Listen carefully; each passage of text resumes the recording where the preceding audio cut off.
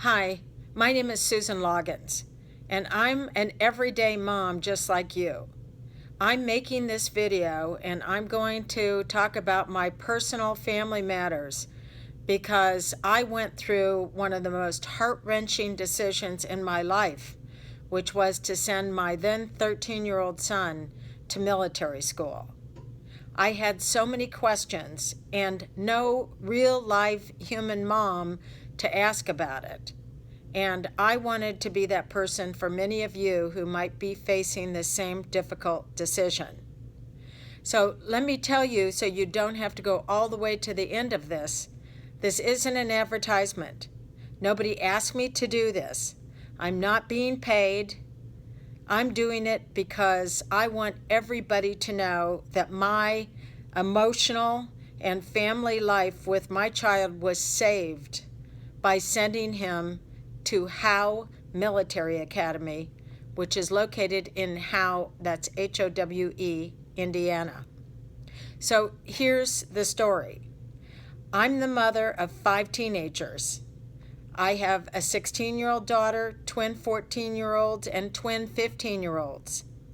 And a couple of years ago, I started having what I'll call rebellion problems with a couple of my boys.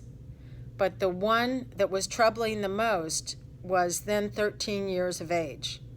He's very intelligent. He had been in a gifted program at school. And all of a sudden, he got addicted to Xbox, and things began to change for him. He started making friends with people I didn't know online. His demeanor towards me and his siblings changed. And in general, he became disrespectful and self-centered in a matter of maybe 6 months. It got so bad that if he didn't get what he wanted, he would literally sit at the foot of my bed and do this. He would say, "Mom, Mom, Mom," for a long time and just not quit. Now, I resisted this because, first of all, I'm a trial lawyer. But second of all, I decided to get my master's in psychology, which I did about 8 years ago. And about 4 years ago, I decided to get my PhD in psychology. So I was aware of and able to employ every possible tactic of understanding and patience. I knew what they were. I knew what should be done. I knew not to reinforce his negative behavior. I knew how to handle it, and I tried everything. But other family members, including my 95-year-old mother, just couldn't even stand it. And in order to give you an idea of how bad it was, he wouldn't do his homework. This is a kid who was a straight A student. And he would be totally mouthy to his father, disrespectful, say, "I hate you," things like that directly to his father. It didn't matter what we took away from him. He even would say, "Come and take everything away from me." We even took the door off his room. We took his phone. We took everything. But it didn't matter. He wanted what he wanted. And we called the police on him. He wouldn't get up and go to school. We called the truant officer repeatedly. Eventually, he was asked to leave his small Catholic school because he was causing a ruckus in school. He didn't cheat or anything. He was very smart. He didn't need to. But he just was impolite. He'd get in food fights in school. He just seemed to be completely self-centered and completely lacked discipline. And something that I consider almost a miracle happened to me one day, which is I went out to breakfast at a little diner, and a friend of mine was sitting there with a Uber driver, and the Uber driver told me the story of his now 22-year-old son who had gotten his girlfriend pregnant, and they had twins, and the son, the girlfriend, and the twins were all living with this Uber driver. And he was telling me how he regretted that he was never strong enough to send his kid away to school. The kid apparently smoked marijuana when he was younger, that he had let him get away with everything, and now his life was ruined, and probably these 2 grandbabies that he had. And I took that almost as a message from heaven, as corny as it sounds. And I went home that day and I said to my husband, we're sending our son to military school. So at that time, he was in 8th grade, and there were very few schools in this country that take lower school children. And I can tell you I spent probably 200 hours researching every single school. And if you're in this situation, you'll find out that these schools fall into categories. There are what are called troubled teen schools, and then there are military schools, and there are drug rehab schools. But my son had never done drugs.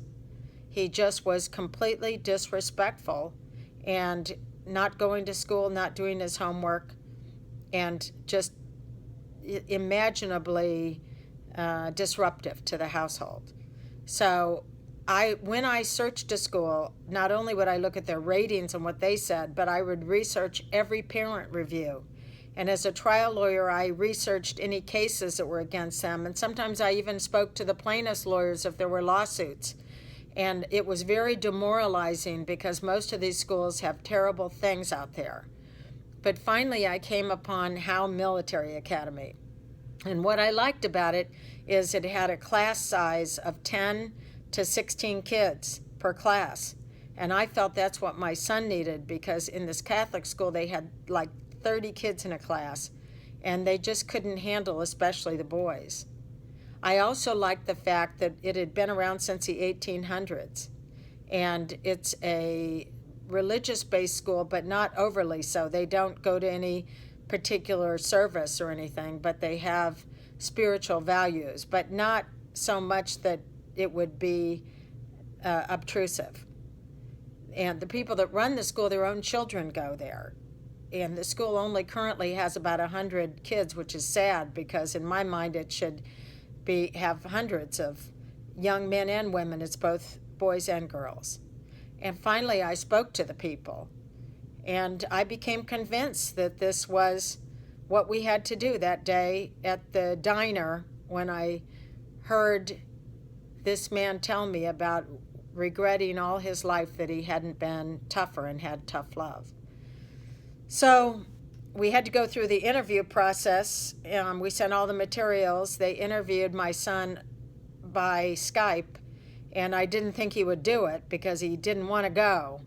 But I told him he was just going to go see the school, and he knew we were unhappy. So he was accepted, and my husband flew him up there. We only told him he was going to see the school, but I had packed for him ahead of time and shipped everything up FedEx so they didn't have to take any luggage. And my husband, we live in Florida, so my husband flew him up to Indiana.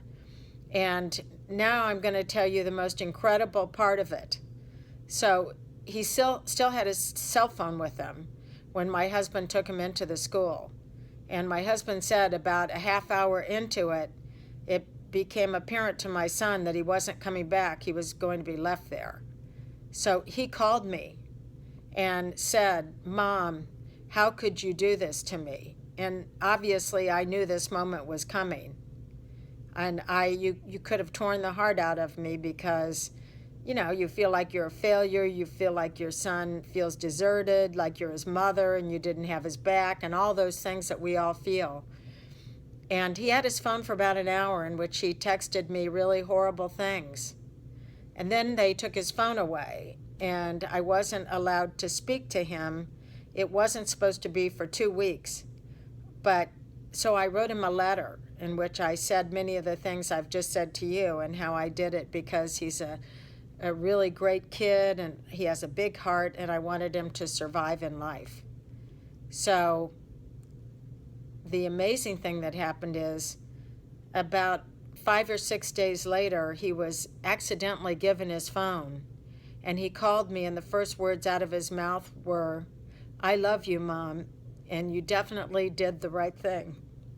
I needed to come here, and it's going to be okay. Thank you." So that's the bottom line. He absolutely loves it there. He's coming home next Friday, and he's going to go to high school locally. But when he came home for a break, I asked him if he wanted to stay home and go back to his old school, and he said, "No, Mom, I'm proud of what I'm doing there. I want to finish up at Howe." He had gotten a promotion. He had gotten a special award for being like great at memorizing ranks and things like that. And he felt proud of himself. And there were males with whom he could identify, and he had been successful. And when he came home, he wasn't perfect, maybe on a scale of 1 to 10, where previously he had been a 2. Now he was a 7. But it was so much better. And he was a gentleman, and people told me how polite he was. So I want you to know that if you're in my situation, Howe Military Academy literally saved our lives. And if you want to talk to me in person, contact Howe. They'll tell you how to email me. I'd be happy to talk to you in person. In the meantime, I'm sorry that you're going through this, but there is light at the end of the tunnel. God bless you.